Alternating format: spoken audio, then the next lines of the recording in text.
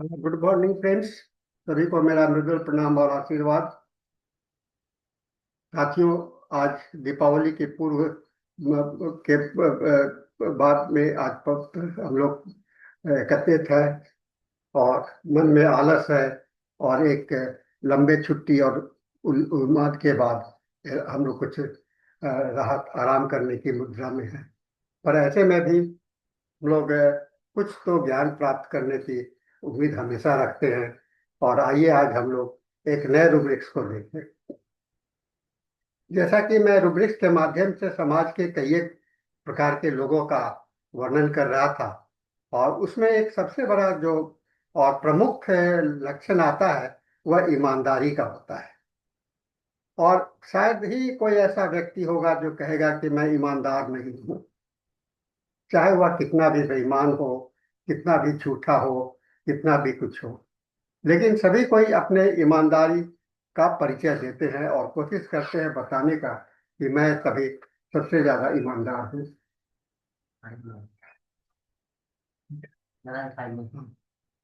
सबसे ज्यादा ईमानदार हूँ। तो यह ईमानदारी कैसे ईमानदार हो सकते हैं और ईमानदारी की पहचान क्या हो सकती है, ये बड़ा मुश्किल काम है। क्योंकि ईमानदारी की मापदंड बहुत बातों से होता है। जैसे मैं एक शिक्षक हूँ, तो मैं अगर अपने पढ़ाई के प्रति ईमानदार हूँ तो यह एक पहलू हुआ। मैं पैसों के प्रति ईमानदार हूँ तो यह एक पहलू हुआ। तो ये जो है सो सापेक्ष रूप से अलग अलग पहलुओं में दिखलाई पड़ता है। कोई व्यक्ति कोई व्यक्ति अपने कर्म के प्रति बहुत ईमानदार है, लेकिन पैसों के प्रति उसकी लालच बनी हुई है। दोनों में सामंजस्य कैसे होगा, यह सोचने वाली बात होती है। मैं शिक्षक हूँ, मैं पढ़ाई के प्रति समर्पित हूँ, लेकिन मैं उम्मीद करता हूँ कि मुझे कुछ पैसे मिले, तो ये फिर कैसा कैसा होगा। तो इसको आज हम लोग कुछ विश्लेषण करेंगे और इसके साथ में यह रूब्रिक्स को भी देखने का कोशिश करेंगे। ईमानदार और ईमानदार के लिए हम लोग के रिपोर्टरी में एक रूब्रिक्स है जिसको हम लोग ऑनेस्ट करते हैं। ऑनेस्टी कहा जाता है कि एक नैतिकता, सत्य और आत्मबोध के बीच का सेतु है। नैतिकता, हमारी मॉरलिटी, ट्रुथ और आत्मबोध। होम्योपैथी के दृष्टिकोण से ईमानदार केवल व्यवहार नहीं बल्कि व्यक्ति का आंतरिक सत्यनिष्ठा, मौलिकता और आत्म संबंधित सत्य की पहचान है। यह रूब्रिक से ऑनेस्ट केवल सदाचार का प्रतीक नहीं है, बल्कि यह बताता है कि व्यक्ति की विवेक, भावनाएं और कर्म एक दूसरे के प्रति कितना सुसंगित है। डॉक्टर हैनीमैन ने ऑर्गेनल मेडिसिन में यह बल दिया था कि चिकित्सक को रोगी की बौद्धिक और नैतिक स्वरूप को गहराई से देखना चाहिए। तो बौद्धिक तो है और इसमें नैतिकता की बात आती है, तो हमें वहां पर ईमानदारी की भी बात आती है। इस प्रकार ईमानदार उस व्यक्ति की मानसिक स्वास्थ्य की स्थिति को प्रकट करती है जहां जीवनी शक्ति का संतुलन स्पष्ट रूप से नैतिक रूप से स्वस्थ होगा। यानी कि केवल बुद्धि रूप से मजबूत नहीं होना चाहिए, उसे नैतिक रूप से भी स्वस्थ होना चाहिए। और इसके विपरीत यह संतुलन बिगड़ जाता है तो अगर ये होता है तो वह छल पूर्वक हो जा सकता है, बेईमान हो सकता है, कपटी हो सकता है और इनसिंसियर, जैसे कि रूब्रिक्स है डिसाइटफुल, छलपूर्ण, हाइपोक्रिटिकल, कपटी और इनसिंसियर, असत्यनिष्ठ जैसे गुण बढ़ाते हैं। ऑनेस्ट शब्द का उत्पत्ति जो है सो लैटिन वर्ड से आया है, ऑनेस्टस, जिसका अर्थ है सम्मानित, सदाचारी, सत्यनिष्ठ। और इसका मूल शब्द जो है ओनस, ओनस का मतलब होता है सम्मान। और अंग्रेजी के मध्यकालीन अंग्रेजी में ऑनेस्ट शब्द का अर्थ केवल सत्य बोलने के आधार पर शुद्धता, मर्यादा और चरित्र की स्थिरता तक पहुंच गया। मनोविज्ञान और होम्योपैथी के अर्थ में ईमानदारी का तात्पर्य है मानसिक ट्रांसपेरेंसी। यह वह होता है जिसमें व्यक्ति का विचार, भावना और आचरण एक ही दिशा में प्रवाहित होते हैं। जब असत्य एवं छल की प्रवृत्ति आंतरिक विरोधाभास या भावनात्मक असंतुलन की ओर संकेत करता है। हिस्टोरिकल कॉन्टेक्स्ट में देखें तो केंट रिपोर्टरी में होम्योपैथिक और मैथमेटिका में भी कैलकेरिया का फास्फोरस, साइलिसिया, सल्फर जैसे औषधियों को ऑनेस्ट के अंदर रखा गया था। बॉर्निसेंस के थेराप्यूटिक पॉकेट बुक्स में यह भावना सत्य, प्रियता, सज्जनता, नैतिकता से संबंधित रूब्रिक्स में परोक्ष रूप से दिखलाई पड़ता है। और सिंथेसिस और कंप्लीट रिपोर्टरी में इसे विस्तार से दिया गया है, और जहां इस पे कई एक दवाइयों को इसमें जोड़ा गया है, जिसमें विचारों की पारदर्शिता और सत्य की प्रवृत्ति दिखाई देती है। डॉक्टर बॉनी हिसेंस और बॉनी हेरिंग दोनों ने मानसिक नैतिक गुणों को होम्योपैथी के निदान का आधार माना है। ईमानदार जैसे गुण की गहराई में छिपी नैतिक जीवन को उद्घाटित करता है। साइकोलॉजिकल परिप्रेक्ष्य में, मनोविज्ञान के परिप्रेक्ष्य में, ईमानदारी केवल झूठ न बोलने की अवस्था नहीं, बल्कि आंतरिक और बाह्य अनुभव को सामंजस्य का संकेत है। मानवतावादी मनोविज्ञान कार्ल रॉजर्स के अनुसार ईमानदार व्यक्ति अपने वास्तविक स्वरूप के अनुसार जीता है, वह अपने अनुभव और भावनाओं को छिपाता नहीं है। एरिक एरिक्सन ने के विकास सिद्धांत में ईमानदारी या असंगति, ईगो इंटीग्रिटी, जीवन के अंतिम चरण का मानसिक स्वास्थ्य संकेतक है। जो व्यक्ति स्वयं को स्वीकार कर चुका है, वही सबसे अधिक सत्यनिष्ठ होता है।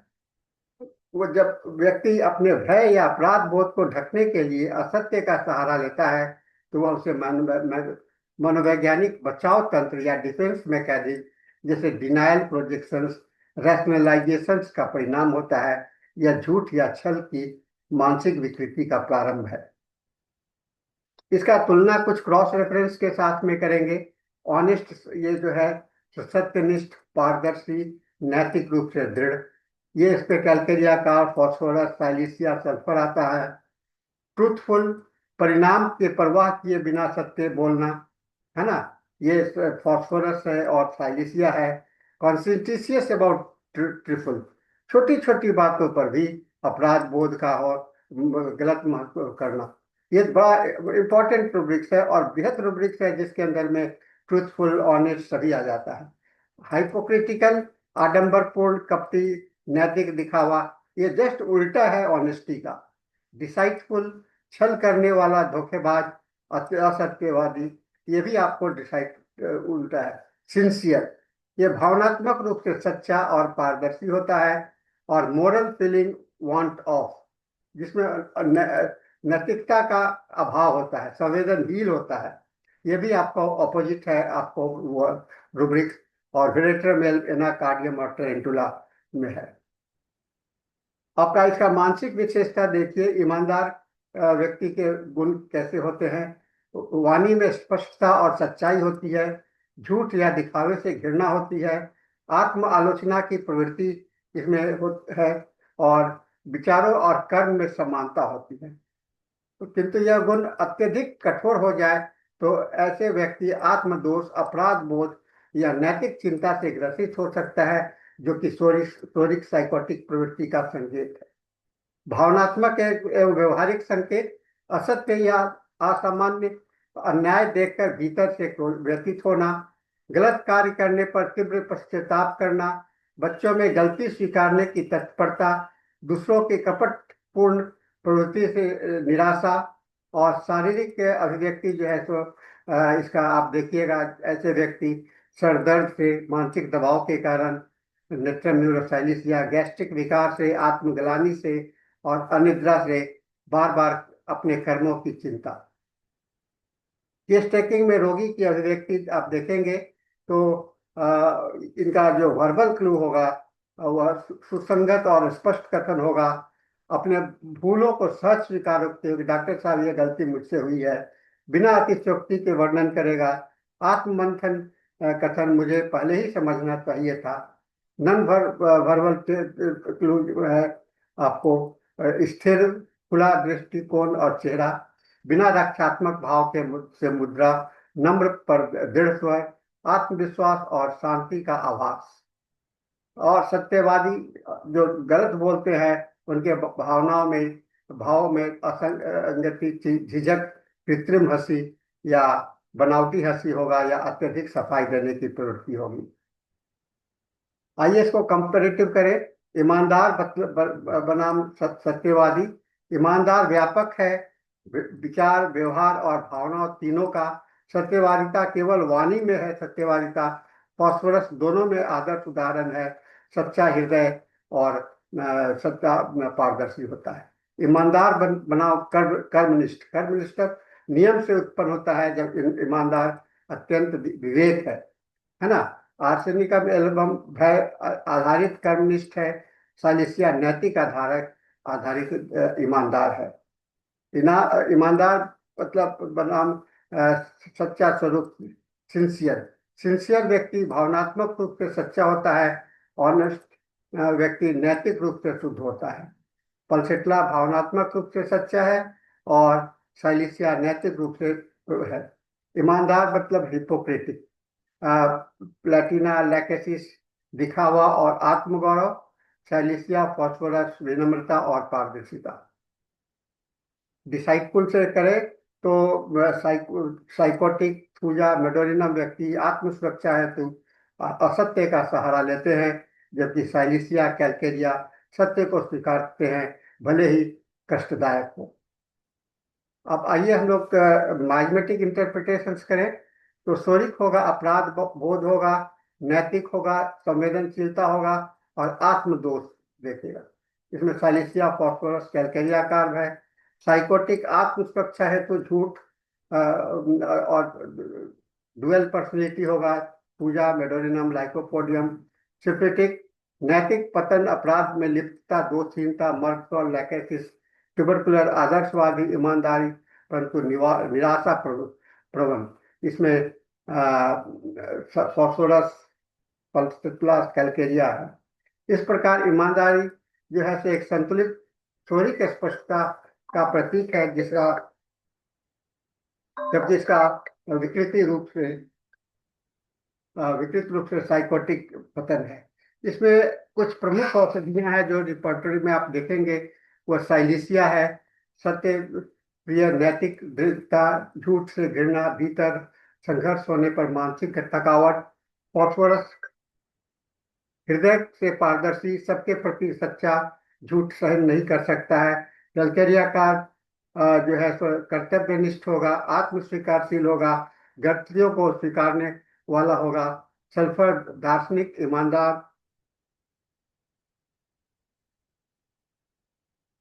ईमानदार आत्मगौरव के साथ सत्य बोलता है। पल्सेटला भावनात्मक रूप से सच्ची परंतु दूसरों की स्वीकृति पर निर्भर करता है। नेट्रम म्यूटिकम सत्य प्रिय परंतु अंतर्मुखी भावना छिपाता है पर झूठ नहीं बोलता। आर्सेनिक एल्ब अति कर्तव्यनिष्ठ, नैतिक तनाव से बेचैनी है। लाइकोपोडियम चयनात्मक ईमानदारी और आत्म छवि की रक्षा हेतु सत्य करता है। केस टेकिंग में इसकी पहचान कहानी में निरंतरता और सामंजस्य होगा। भावनाओं और शब्दों में समानता होगा। गलती को स्वीकारने की प्रवृत्ति होगी और चिकित्सक के प्रति खुलापन होगा। कृत्रिम ईमानदारी कॉम्पनसेटेड ऑनेस्टी से भी बचना चाहिए। कुछ लोग अपने को दिखावा करते हैं क्योंकि ये हमेशा साइकोटिक डिफेंस होता है। केंट ने कहा है रोगी की नैतिक स्थिति का अवलोकन करके सर्वोच्च सुख मिलता है। इसका चिकित्सकीय महत्व है समान दिखने वाली औषधियों का भेद, रोग चिकित्सक विश्वास की स्थापना, मानसिक शारीरिक रोगों की गहराई से समझना, उपचार के प्रति प्रगति का संकेत होता है। जैसे साइलिसिया बच्चा झूठ बोलने पर अपराध बोध से सरदर्द पाता है। फॉस्फोरस स्त्री अपराध बोध से हृदय धड़कन महसूस करता है। कैलकेरिया का व्यक्ति नैतिक बोझ से अपच का शिकार होता है। तो दार्शनिक दृष्टिकोण से ईमानदारी सत्य के अलाइनमेंट का प्रतीक है और सत्य ही स्वास्थ्य का मूल तत्व है। और हेनिमेनियन दृष्टिकोण से सत्य रोग का उत्पन्न होता है जब आंतरिक सामंजस्य टूट जाता है। अतः ईमानदारी उस सामंजस्य की पूर्ण संभावना है जो जीवनी शक्ति से मुक्त करता है। प्लेटो ने कहा था, ईमानदारी आत्मा के विवेक का गुण है जो भावनाओं को संतुलित करता है। होम्योपैथिक दृष्टिकोण से वह विवेक जीवन जो है तो आपको जीवनी शक्ति की स्पष्ट होता है। असत्य की विकृत रूप को देखना चाहिए। असत्य, छल और कपट जो है तो ईमानदार का विकृत रूप है। यह गहरे मियाज्मेटिक दोष है। जैसे असत्य जो है तो भय से उत्पन्न छिपा हुआ होता है। साइकोटिक असत्य होगा तो आत्म सुरक्षा हेतु छल होगा। सिफिलिटिक असत्य नैतिक पतन, आत्मविश्वास विनाश होगा। और उपचार में ईमानदारी का उद्देश्य, जब हम रोग उपचार के दौरान अपनी भावनाओं और सत्य को खुल करके व्यक्त करते हैं तो यह स्वास्थ्य की दिशा में परिवर्तन का सूचक होता है। केंट के शब्दों में, जब रोग रोगी स्वयं के बारे में असत्य बोलने लगता है तो उसके रोग दूर होने लगता है। अतः ईमानदारी न केवल मानसिक गुण है बल्कि चिकित्सकीय परिवर्तन का संकेत भी है। तो निष्कर्ष यही है कि ये ऑनेस्ट रूब्रिक्स है जो मानसिक नैतिक सामंजस्य और आत्मसत्य की पहचान है। इसकी गहन समझ भाषा, मनोविज्ञान, म्याज और चिकित्सक के अनुभव चारों स्तर पर आवश्यकता है। ईमानदारी का संतुलित रूप जीवन शक्ति को संतुलित पारदर्शित करता है और रूब्रिक्स, साइलिसिया, फॉस्फोरस जैसे औषधियों का गुण अलग अलग व्यक्तियों में प्रकट होता है, जैसे कोई शांत, खुला और कर्तव्यनिष्ठ। अंततः ईमानदारी मन और आत्मा के सामंजस्य का प्रतीक है। हृदय, बुद्धि, आत्मा और समाज, रोग और स्वास्थ्य के बीच संतुलन की अवस्था है।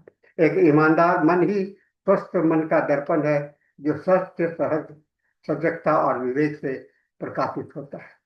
तो साथियों, अब आज हम लोगों ने देखा यह रूब्रिक्स कितना महत्वपूर्ण है हम लोग के चिकित्सक के दृष्टिकोण से। आप भी एक ईमानदारी का परिचय दीजिए अपने अध्ययन के प्रति, अपने रोग के प्रति, अपने रोगियों के प्रति और दवा के चयन करने के प्रति। हम लोग दवा का चयन करने में ईमानदारी कभी कभी नहीं बरत पाते हैं जल्दीबाजी के कारण। तो हम लोग जो रोग केस टेकिंग का जो प्रोसेस है उसको हम लोग मिस कर जाते हैं। तो इस पर भी ध्यान हम लोगों को देना चाहिए। और इसके साथ में आज का हम लोग ये सेशन को समाप्त करेंगे और हम लोग फिर मिलेंगे किसी एक अलग सेशन में और एक नए रूब्रिक के साथ में। तब तक के लिए आप सबों को मेरा आशीर्वाद, मृदुल प्रणाम, धन्यवाद। Thank you very